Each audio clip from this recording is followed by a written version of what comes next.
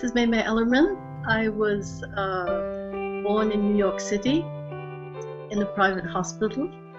I spent my first 7 months with a foster mother who happened to be Italian. And at the age of 7 months, I was adopted by my maman and my father and moved to Western Massachusetts. At the present time, I'm supposedly retired, but I think I'm working far harder than I ever worked when I taught. I taught for 30 years Italian literature and film, and I am very much involved in social activism, fighting against human trafficking, very involved in the adoption community, and I'm writing 2 memoirs. I am also the co-founder of the Anya Project and a resident scholar at the Brandeis Women's Studies Research Center and co-founder of the ChineseAdoptee.com blog. I grew up in Western Massachusetts from age 7 months until I had just turned 4. And then at that point, my mother and I call her my maman, went to Denmark. My mother was half Danish and half Chinese. It was my first transatlantic trip.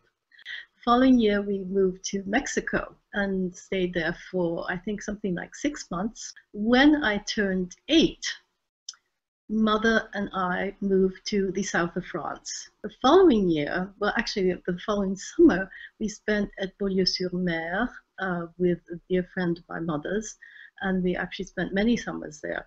But that fall, we moved to Alassio. We spent the next 5 years in Alassio. We went to a convent school.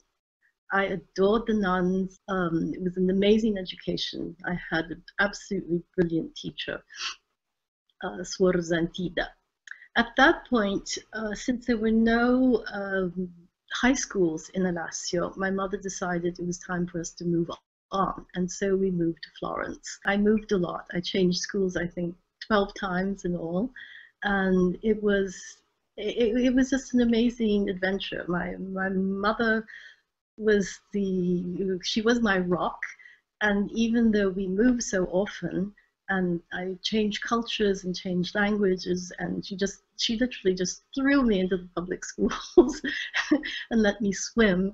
I look back on those years as really amazing years. I wouldn't have had any other education. Every summer, in between all these moves, we always came back to the United States because my mother and my courtesy aunt were running all sorts of businesses, a summer camp for drama.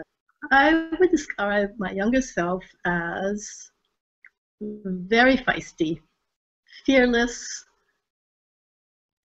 extremely curious about life. Mother, first of all, she was half Chinese, and then as part of the adoption conditions, she had to promise to educate me to the greatest degree possible about my Chinese culture, and she went much further than that, because at age 2, I was eating with chopsticks. She made all my dresses. Of course, I wore pants and things like that as well, but I had all these little tiny Chinese dresses that Mother made by hand, and I think that people were quite beguiled by that. Plus the fact I was just so outgoing, so trusting. So yes, I was feisty, and I misbehaved. I mean, I didn't do anything terrible, but I have always been in love with someone, either in reality or in fantasy, since the age of 4. Keys to me has a symbolic value as well, and I feel that within me I have so many keys to enter into different worlds, keys to connect with people, and so it sort of has a double form of karma. In other words, yes, I do lose keys, but on the other hand, in the deepest sense, I have the keys to my own kingdom. Oh, my favorite childhood possession. Well, I'd have to say my favorite childhood possessions, because of course there were different periods of my childhood. My prized possessions were sort of divided into three categories. First of all, I learned how to read very young. I was 4 and a half, something like that. And some of the first books, but mother gave me all sorts of books, many books about China or Chinese stories, but in English. But I also absolutely adored all of the Winnie the Pooh's books. And I was given by my mother and by a cousin of hers beautiful stuffed animals that actually looked exactly like the illustrations in Winnie the Pooh. And so they were my family. I absolutely adored them. I had Eeyore. I won't go into all the different names, but I had the cast of characters. And then I had my books. My books were always, whenever anything happened to me, I would run and grab my Pooh, and then I would dive into a book. Because everything is sort of on equal footing, we always had lots of animals. My mother and father, between the two of them, had over 20 dogs. So actually, far more than 20 dogs, because we had 20 Great Pyrenees from the time I was about 7. And then mother raised English setters, and she also had a Scottie, which had been a gift from my father in their Paris days. So I would bury my face in the fur of one of my favorite dogs, grab my Pooh Bear, grab my favorite books, and I was fine. I think I was obnoxiously creative, not obnoxiously creative. It sort of divides into different, because I moved around so much. But we used to, when I was very, very small, I would spend a lot of the summers, those few years when I was in the United States, I would spend summers in Vermont at my courtesy aunt's farmhouse. And that is where I really learned how to connect with nature. I was fearless. I would go out by myself for walks. And what I loved best was to get up extremely early in the morning and seek out trees that had root systems. Um, and these root systems very often were slightly raised, so that one would see the spider webs that had been woven during the night, and the sparkling dew that bejeweled these spider webs. And I would sit there and would create all these fantasies about the people who lived under there.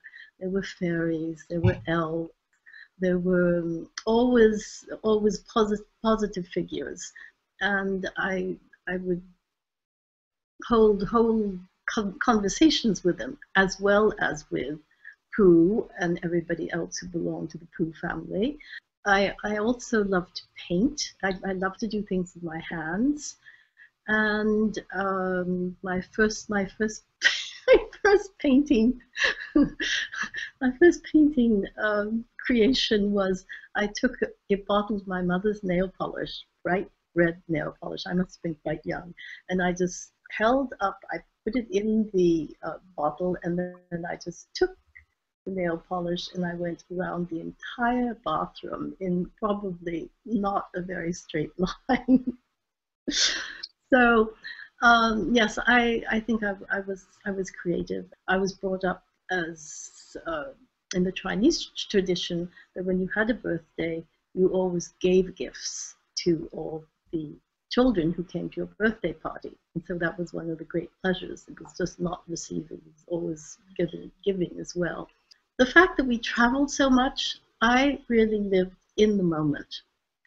Every day was an adventure, because not only did I attend all these different schools, but mother and my aunt, who was by then living with us, and mother was divorced, they ensured that I was exposed to museums, to churches, to monuments of all types, to music. And so my cultural life was so rich and we moved around so much that I really didn't think that much about what I wanted to be in the future, because my present was so rich and so challenging and so exciting. Though I do think that probably if I had to choose a profession, it would be that of a doctor.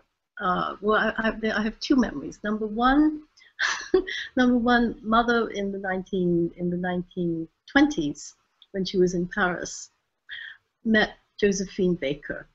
It's a very, very long story. She met all sorts of people, but among them, she met Josephine Baker. And she told me about Josephine Baker and how Josephine Baker had so many adopted children. So I remember very distinctly at age 10 saying that I was going to have a child from every single country. We don't quite know how that was going to happen. In addition to that, yes, I wanted to be a doctor because I wanted to be able to take care of people. I wanted to make people better. I was actually fascinated by the science of medicine from a young age. Among my other imaginary things, I would do operations on my on my animals and on my dolls. So yes, doctor, caretaker, Earth Mother. When I was a child, I didn't have very many fears, but I do remember two incidents quite specifically. Actually, it's more than an incident because it was a pattern. So when I was living in Denmark, and my mother was at one end of the huge farmhouse. It was more than a farmhouse; it was a manor, actually, where we lived, and I was at the other. Every morning, my governess would walk me across all the way through the house, and then we would go up a spiral wrought iron staircase. And then she would leave me at the top of the staircase so that I could go and spend breakfast with my mother. The only thing was that I had to run through what to me in my memory was a very long and completely dark attic.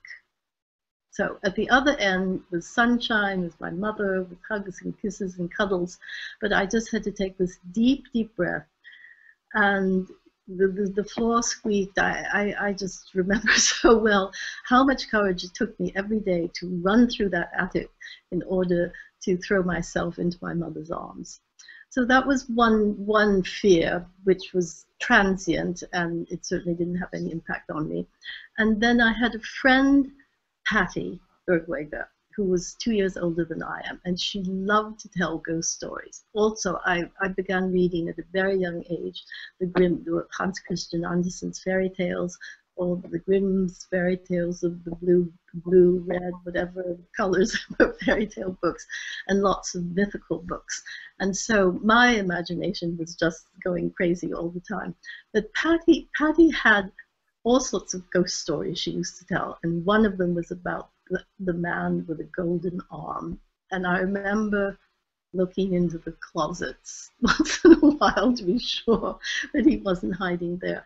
But generally speaking, I was fearless, and I wasn't afraid of the dark, because when I was in Vermont, I discovered the firmament, I discovered the stars, and I would go out by myself at a very young age and just look at the heavens, and there was nothing to be afraid of. I think that it was also because my mother gave me such a sense of safety that really there were no fears, except for the golden arm.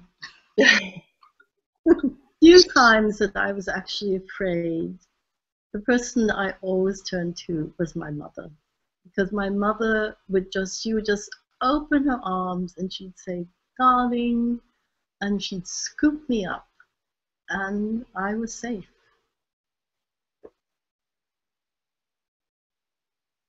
Plus, on another level, I had all my imaginary friends from the books I read, and so I read books that had lots of heroines and so forth, and so I would just imagine imagine them coming to my rescue as I was on my way running to my mother.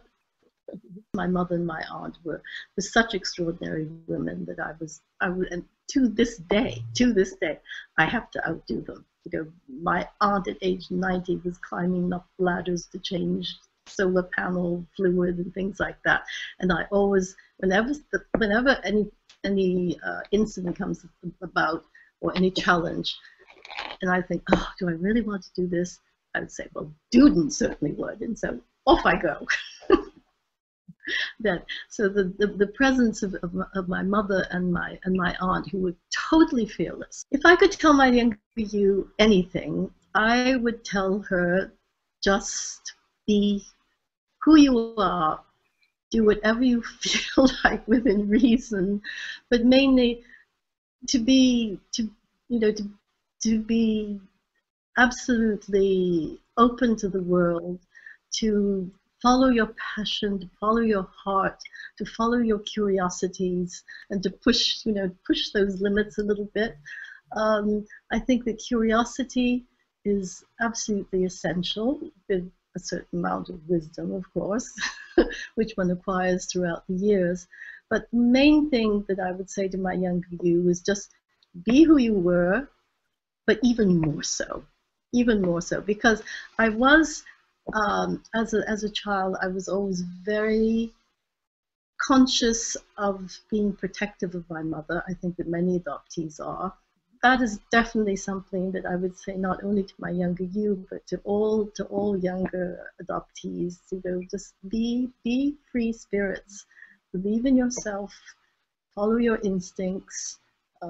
There will be cautionary words to which you also have to pay attention, but it's just so important to follow to chart one's own path and to follow that path, wherever it may lead you, and you'd be very surprised where you end up sometimes. I am currently working on trying to find some balance in my life, because I have so many projects, so many things I would like to accomplish, so many things I'd like to do. Aside from the 2 books that I'm working on, one is actually almost finished, my first memoir, which is on my 27-year-plus search for my origins. But I'm in the process of revising it, and I've discovered that revising a book actually takes twice as long as it does to write it. And it took me a very long time to even write the first version, because I made so many, I had to follow so many different paths. My adoption was an incredibly secret, high-level, closed adoption from every point of view. I resorted to taking the state of New York to court. I took the adoption agency to court, and that's just the beginning of it. It took me, even when I started finding things, it took me a long time to process what I had found. And this not only in relation to my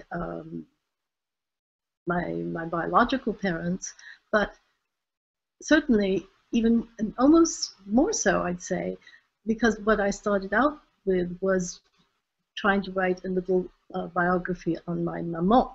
And that's what led me to China in the first place, thanks to my daughter Mei Ling. And that book is probably more than half written. And that was such an amazing experience. I didn't want to build a genealogical tree, because I knew almost everything about my adoptive family. But I wanted to make live connections with people who might have known them. Adoption really ran in family. What happened was that my Chinese grandmother, upon basically losing her biological children to the West, proceeded to adopt children, which was very common in families who were well off and who were trying to help out children, give them educations if they came from less privileged backgrounds. And so my grandmother, Akwai Yang, actually ended up adopting 7 children, And not only did she adopt 7 children, she adopted 7 girls, which was absolutely unheard of, because this was in the early 1900s, and she adopted them in her own name. So I was just fascinated by this whole story, and I was actually able to find 2 of my adopted aunties, one in Shanghai and one in Thailand, and they in turn had adopted children. So this whole idea of adoption, it was just, you know, it just ran through our whole family history. And that was the book that I started out with, and it was only sort of on my way that I decided, well, maybe I should look into maybe I should look into my own origins. And it's funny because it wasn't really until I was in my 40s that I started asking questions. And I certainly discovered amazing things, as people will find out when my books finally come out, maybe 20 years from now, if I'm still alive. The memoirs are certainly one of my big priorities, being involved in the fight against human trafficking and modern-day slavery, and there's an overlap with the adoption issues, being an advocate for greater rights for adoptees. And then I have this vast, unofficially adopted family of my own, former students, friends of my children, who now have children of their own. So now I have grandchildren. I just have this immense family, and I feel very, very much that I need to be there for all of them as well as for my own children. So it's, you know, on the personal level, it's family, and then there's the writing, and then there's the advocacy. And to that, we're adding also my newfound passion for photography. I think that's enough. I'm so thrilled to be part of this series that involves 3 organizations. I think that by reaching out, by each one of us being interviewed and reaching out to an audience which may be in the hundreds, maybe, let's hope, in the thousands, that a new connection is going to be established. First of all, the connection between these 3 organizations, but this goes way, way beyond. And so I hope that these videos end up being the equivalent of magical messages, not in a bottle, but magical messages via YouTube that will help younger adoptees and fostered individuals to connect to us, to connect to each other, because to connect to our global community. And I'm just very excited by the project in itself and by the huge, huge impact that I'm sure it will have. And I look forward to meeting you. I hope that you will get in touch with me if you feel so moved. There are ways, I can't even remember what my Twitter account is, but you can find me on Facebook. I'm also on the ChineseAdoptee.com blog. And my heart is always open, my ears are always open. I'm here for you. And thank you so much to all of those who've always been there for me, including you, Diane.